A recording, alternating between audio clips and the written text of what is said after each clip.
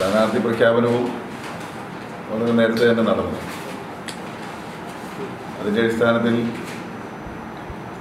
ഞാൻ സ്ഥാനാർത്ഥിയായി പ്രവർത്തനം ആരംഭിച്ചിട്ട് ഇപ്പോൾ 3-4 ദിവസമായി.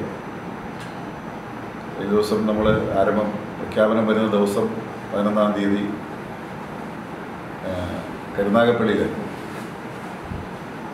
ആ കരുനാഗപ്പള്ളിയിൽ വളരെ ആവേശകരമായ ഒരു പ്രതികരണമാണ് ജനങ്ങളിലും LDF പ്രവർത്തകരിലും എല്ലാം കാണാൻ കഴിഞ്ഞത്. അത് കഴിഞ്ഞുള്ള ദിവസങ്ങളിൽ ഓരോ അസംബ്ലി മണ്ഡലങ്ങളിലായിട്ടാണ് സ്ഥാപനങ്ങളിലും അതുപോലെ തന്നെ ഘടകം ബോർഡുകളിലും ഒക്കെ പ്രവർത്തിക്കുന്ന ആൾക്കാരെയും പ്രമുഖ വ്യക്തികളെയും രക്തസാക്ഷി കുടുംബങ്ങളിൽ പെട്ടവരെയും അതുപോലെ തന്നെ മൺമറഞ്ഞു പോയ പ്രമുഖരായ വ്യക്തികളുടെയൊക്കെ കുടുംബാംഗങ്ങളെയും ഒക്കെ സന്ദർശിക്കുന്ന പ്രവർത്തനമാണ് ഇപ്പോൾ ഏറിയമംഗം നടന്നിട്ടുള്ളത്. പിന്നെ വനിതാ പാർലമെൻറ്റ് LDFിൻ്റെ നേതൃത്വത്തിൽ നടത്തിയ മഹിളാ സംഘടനകളുടെ നേതൃത്വത്തിൽ നടത്തിയ വനിതാ പാർലമെൻറ്റ്, പിന്നെ LDF ആലപ്പുഴ പാർലമെൻറ്റ് മണ്ഡലം കൺവെൻഷൻ. ഇന്നലെയായിരുന്നു പാർലമെൻറ്റ് മണ്ഡലം കൺവെൻഷൻ നടന്നത്.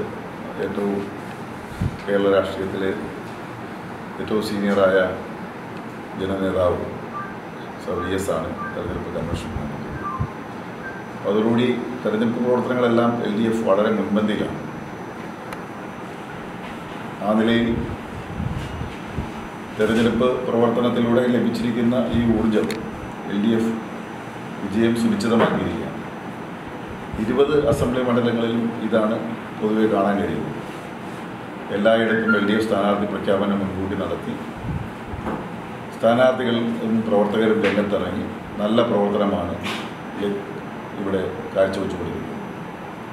UDFിനകത്തെ പടലപ്പിണക്കങ്ങൾ ഇപ്പോഴും പരിഹരിക്കപ്പെടാതെ കിടക്കുകയാണ്.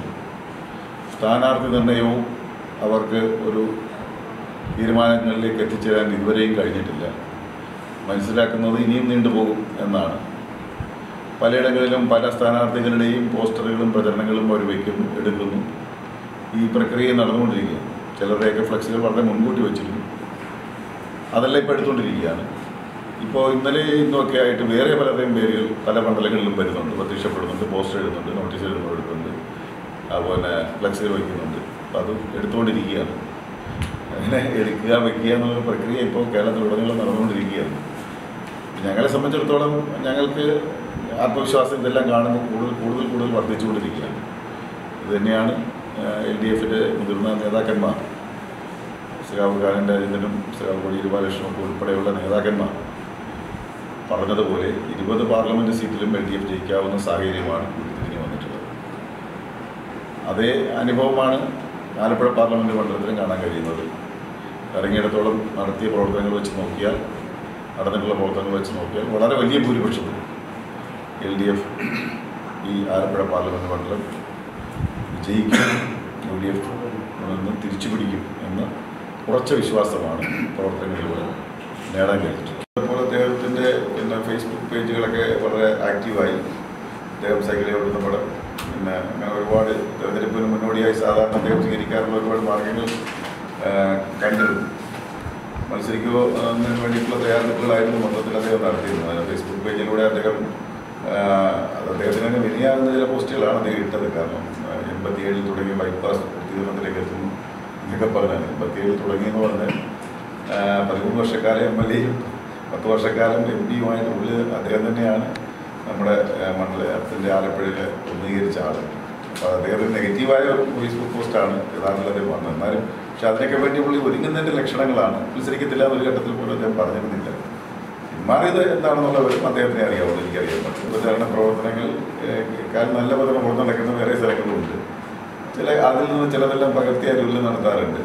അപ്പോൾ ആ പ്രവർത്തനങ്ങളെല്ലാം LDF ആണ് ഇത് നടത്തുന്നത്.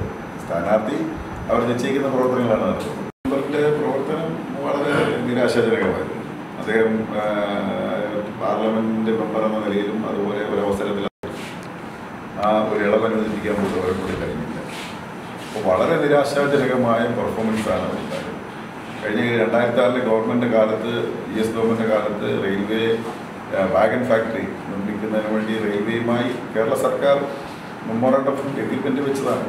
പക്ഷേ നടന്നില്ല. അതും നമ്മൾ നിന്ന് കൈവിട്ടുപോയി. നമ്മുടെ ആലപ്പുഴ പോർട്ടിൻ്റെ കിടപ്പ് വളരെ മോശമാണ്. ഇപ്പോൾ രണ്ടാമത് നമ്മുടെ LDF ഗവൺമെൻറ്റാണ് ഇപ്പോൾ പണം മുടക്കിയ പോയിട്ട് റിന്യൂവൽ ചെയ്യാൻ പോകുന്നത്.